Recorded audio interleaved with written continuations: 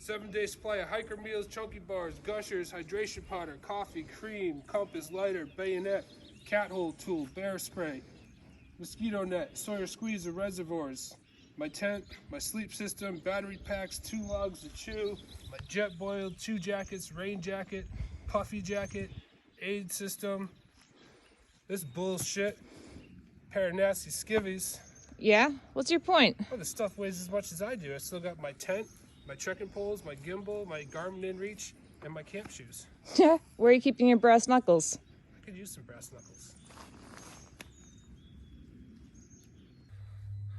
All right, so that was a nod to Band of Brothers, one of my and my sister's favorite miniseries, and it was her idea to do the video, which I thought was pretty cool. This is final gear check and gear display review for you guys. I'd like to say that last year when I was prepping for the AT and people did these videos, it was very helpful for me. So I wanted to do the same thing for anyone that's aspiring to go out and do the AT or section hikes or whatever hiking you want to do. I wanted to check out and see what some of us are bringing for our gear. So to start with, for my tent, I have the Sea to Summit Telos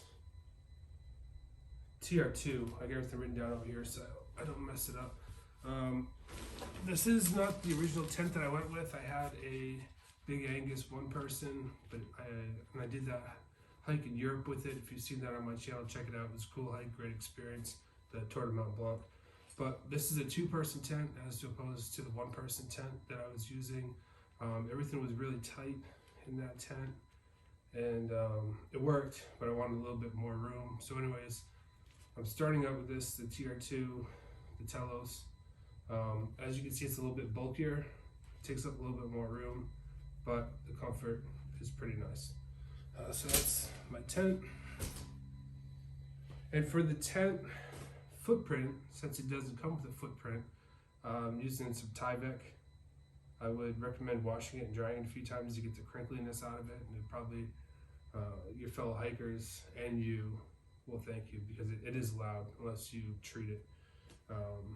Neither my Big Angus tent or the Sea to Summit tent came with a footprint, which is kind of disappointing because you spend like $500 on a tent. I don't know why they don't throw in a footprint, but there must be a reason. For my sleeping bag, I got a 20 degrees, a Sidewinder from Big Angus. This is the bag that I wanted last year, but it was sold out. I had a 30-degree bag that I ended up swapping out, and so now I'm taking this with me. Haven't tried it out yet, but hopefully the Sidewind system, I'm a side sleeper, so hopefully that will work out for me. And then for my pillow, just got this inflatable deal.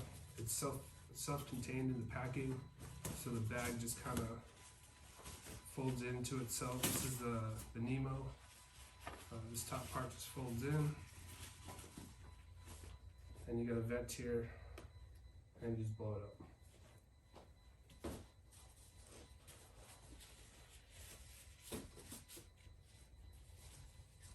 Like I said, just take out the bag and stuff it back in.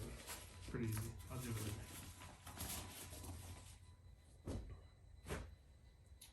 later. For my air mattress, I have the Nemo Tensor ultralight insulated. Really comfortable. I used it on my last trip on the AT when I did about a week out there. And it comes with the bag that you can use to inflate it, so pretty cool. I have a sleeping bag liner, Sea to Summit sleeping bag liner. It's stuffed inside my sleeping bag. It's silk.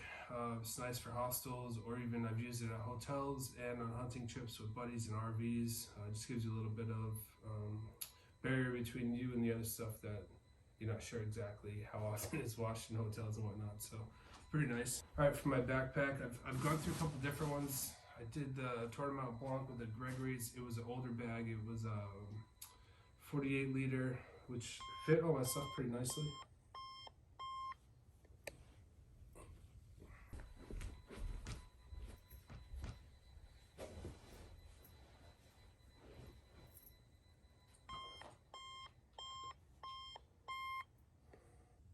All right, so as I was saying, I had the 48 liter Gregory that I did the Tour de Mont Blanc with. Fit everything pretty well, just a little bit too small. So I went with the 65-liter Gregory Baltoro. I bought that when I was still stationed in Italy, sight unseen. Took it hiking with me on the AT when I was there in the last year in November for about a week, and it was just a little bit too big. And while I was hiking, I ran into a guy on top of Blood Mountain. I was hiking with the Gregory Paragon 58-liter, and this is what I ended up going with. This thing fits so good. When I was hiking with 20-25 pounds, I swear, sometimes I forgot I even had a backpack on. Obviously, it's gonna be a little bit heavier when I step off on the AT tomorrow, but great backpack. I like it a lot. I did pick up a little Big Angus sit pad. I've seen these in some people's videos. Last year they were hiking the AT. Pretty good little barrier between you and the ground, essentially. I have the Garmin InReach. I went for the bigger one because one, it was on sale. I found it $100 off, so that was pretty awesome. And then also using it for hunting, has a bigger display screen. I do have the emergency communication on here, so it's like $25 a month, so I can send out texts and things like that in case of emergency. So cool piece of gear.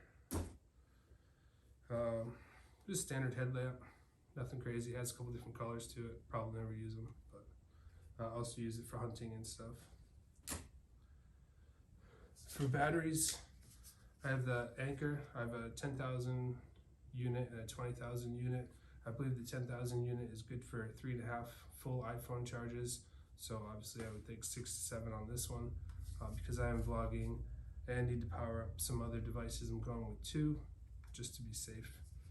They are a little bit heavy, but I'd rather have the battery power than not have it. For filtration, I use the Sawyer Squeeze. If you've seen it probably in one of my other videos, again when I was in Europe, but I like the system. And then I have the CNOC bladders that hold 70 ounces of water.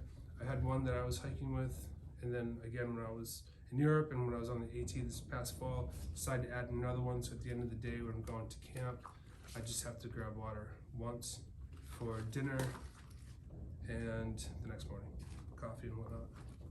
So that's hydration. Got a little first aid kit with this and that in it. Towel, went with Sea to Summit Dry Light Towel. Oh my god, I can't talk this morning. Dry Light Towel. Works well, absorbs quickly, dries pretty fast as well. For my clothes, pair of pants, pair of shorts, some underwear, t-shirts, and a couple long sleeve shirts. And then I do have 2 stuff sacks, which I learned when I was hiking in Europe, one for dirty and one for clean. Keep that separated if I can. Puffy jacket, REI model, nice and heavy. Not heavy, but warm, still light. Rain gear, both REI, pretty nice. The only thing I don't like about this jacket is the hood. It doesn't sit very well unless you have a hat on, but oh well. Poncho. For cooking, I use the Jet Boil. I think it's pretty convenient and it does exactly what it says. It's jet fast. It's really quick, warms up water.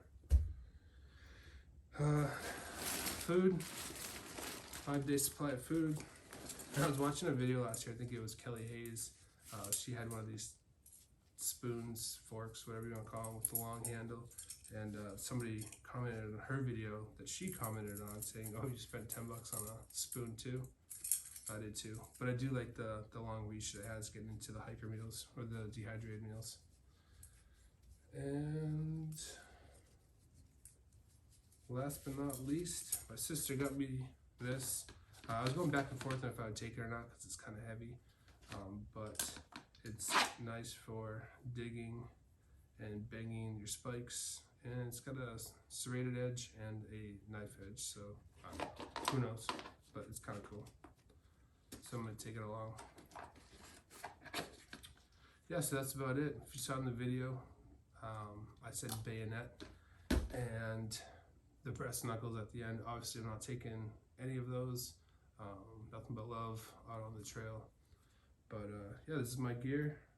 Final check, preparation, packing, and leaving tomorrow.